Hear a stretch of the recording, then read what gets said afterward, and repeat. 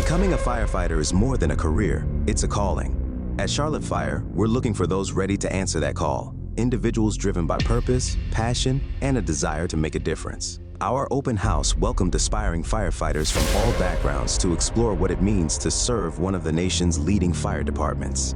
Being the largest and most advanced fire department in the region, Charlotte Fire provides the resources, training, and teamwork to keep its firefighters safe and prepared for any challenge.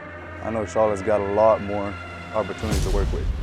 They deploy guys with more trucks and more personnel on the scene, so I feel a lot safer and more competent in working with Charlotte Fire than any other department. I believe that's my calling. For some, the fire service is a family tradition, and Charlotte Fire's reputation for excellence and camaraderie inspires those ready to continue that legacy.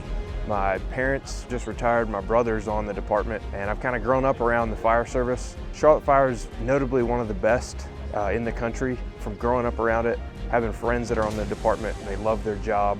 The reputation that they carry with themselves speaks for itself.